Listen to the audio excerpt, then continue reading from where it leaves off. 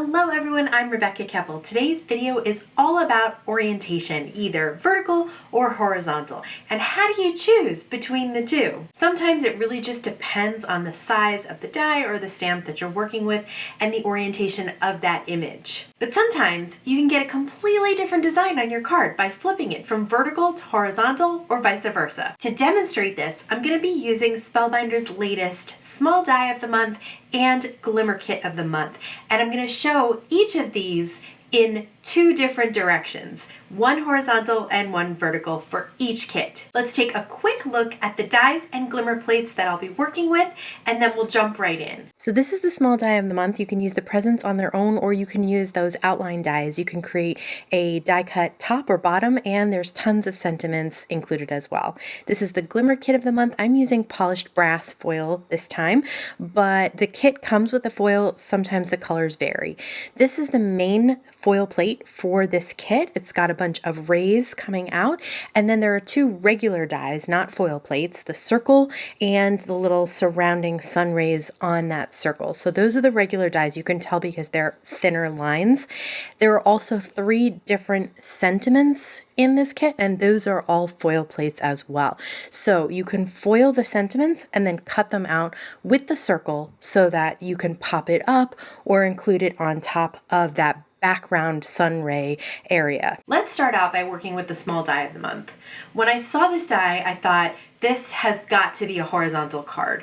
So let's try that card first. For this first card, I'm going to use some Therm O Web Pixie tape to hold the die in place. So you can see it actually fits perfectly on an A2 horizontal card. You could also do a slimline card and the whole image would fit on that as well. I'm going to use some Spellbinder's mirror cardstock and some Easy-Cut adhesive from Therm O Web so that I can cut out the teeny tiny little bows that go on top of the presents. So peel off one protective sheet of the Therm O Web Easy-Cut and lay your mirror cardstock down on top. Doesn't matter because the mirror cardstock is double-sided, so any side is fine and you'll have mirror on the outside.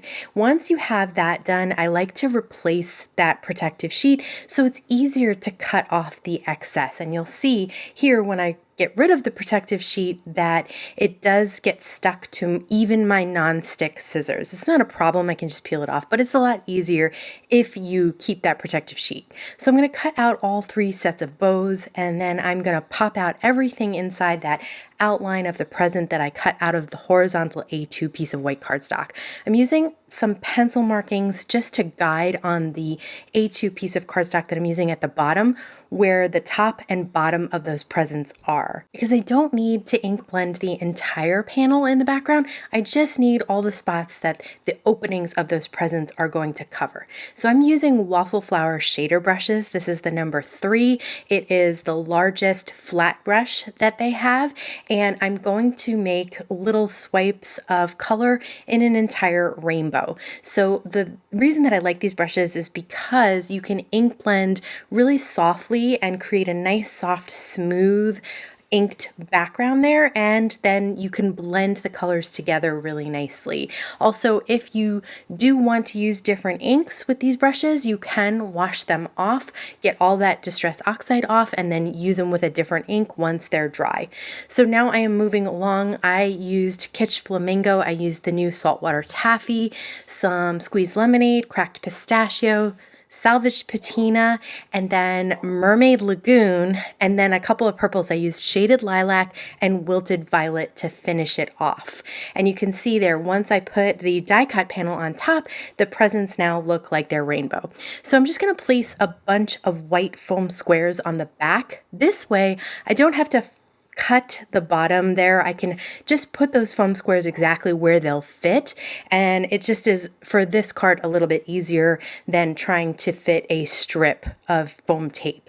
And then I'm just going to line the two panels up together, and that will pop up the top on the bottom, just giving it a little bit of dimension for those presents, but then also having them colored in that pretty rainbow as well. Now it's time to pull out all of those silver mirror bows that have the iCraft Easy-Cut adhesive behind them, and I'm going to put a bow on the top of each of these presents. So I love the little bows. They come, each die has 2 bows on the die itself. Some of them have 4 loops, 3 loops, or 2 loops. So I kind of mixed and matched that to create those presents. Now let's flip it and make a vertical card. So for this card, instead of ink blending, I'm going to use strips of cardstock.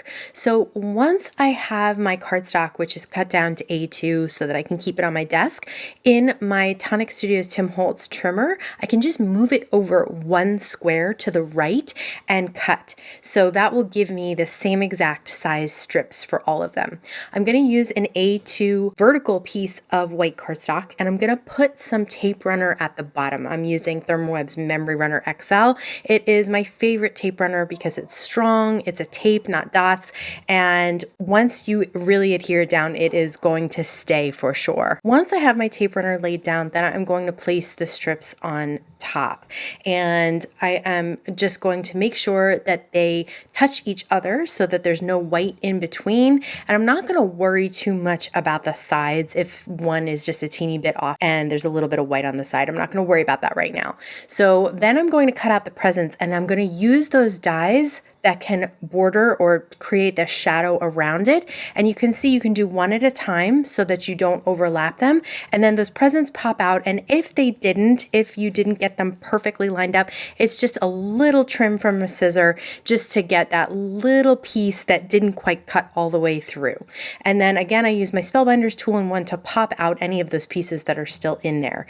Now I'm going to use some Therm O Web Ultra Bond liquid adhesive behind these stacks of presents. It's this nice outline in white cardstock. I'm just going to put it all over the side and then trim off anything that's hanging off the side there. So that's the only thing with an A2 design with a die or a stamp that's a little bit bigger. You just have to figure out how to center it so that most of the image is on that card.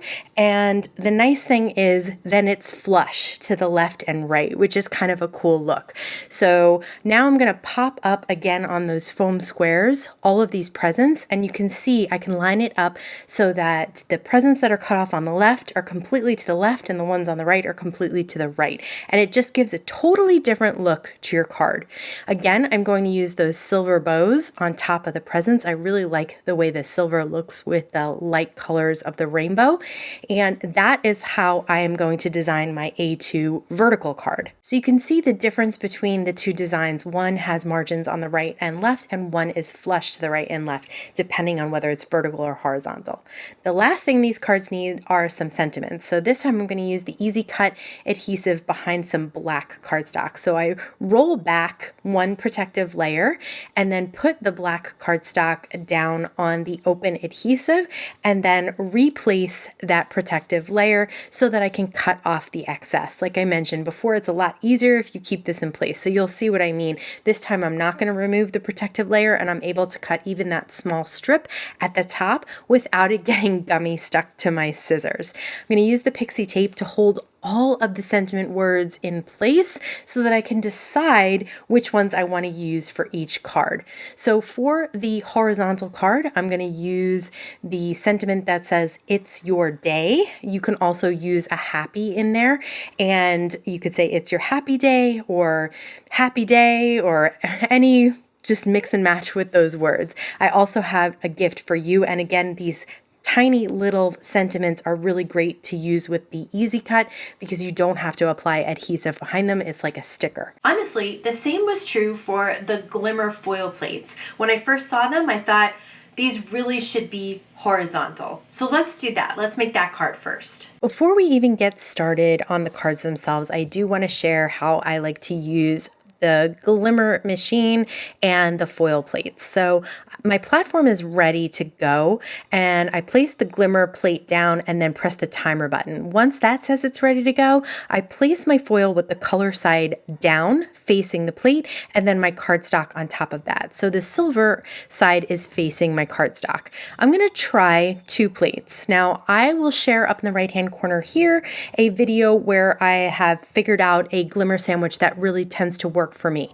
But it really depends on the foil itself and the plates themselves. So try different things. This time, the 2 plates worked fine. There was maybe a touch of overfoiling, but you can get that off with a sand eraser. And I'm not that concerned about little tiny bits of overfoiling. So let's do the same plate on colorful cardstock. Because honestly, sometimes it's the cardstock itself that makes a difference. So you really just have to do a little bit of trial and error with the cardstocks that you use, the foil rolls that you use, and the foil plates that you use. And then once you find your perfect combination, then you can stick with that. But if you change anything up, you have to do a little trial and error again.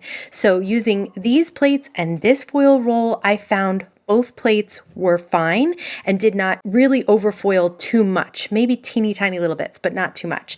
So that's my colorful cardstock. Oh, and I like to use Spellbinder's colorful cardstock. It's very smooth and it's a good weight for foiling. Okay, for the sentiments, I definitely recommend doing 1 sentiment at a time. It's just easier to really make sure you don't overfoil or underfoil. And I'm working again on Spellbinder's cardstock this time. I did overfoil my first sentiment, so this time, for my second sentiment, I'm going to use the clear plate and an 110 pound of cardstock. So you can see the overfoiling at the top and then the better impression at the bottom. I'm going to do the same thing with another sentiment on the 100 pound white cardstock that I like to use. I will link to that down below as well. I'm going to cut out these sentiments with a circle die that's also in that kit. And I'm going to cut out some orange cardstock also from Spellbinders in the die that is the sun rays. So now it's time to really put together that horizontal card. You could foil that background twice on one card and make a complete image. I chose to just do the half like this so that it looks like the sun is either rising or setting. And I'm going to ink blend over the foiled background. I'm using spun sugar, and then I'm going to use some of my favorite new color, Saltwater Taffy, and you'll notice that the foil actually resists the ink. So especially with something like Distress Oxide, which is nice and creamy and can sometimes end up on top of that foiling, you just wipe it away with a dry cloth and you'll really see that foil will just resist the ink, so you can have ink blending and you can have foiling on one panel. And the last color I used was Wild Honey. I'm just going to put some tape runner behind it and place it on top of a horizontal A2 piece of white cardstock. I'm going to add the little sun rays in the orange cardstock right towards that center there. And then I'm going to pop up the sentiment on some foam tape.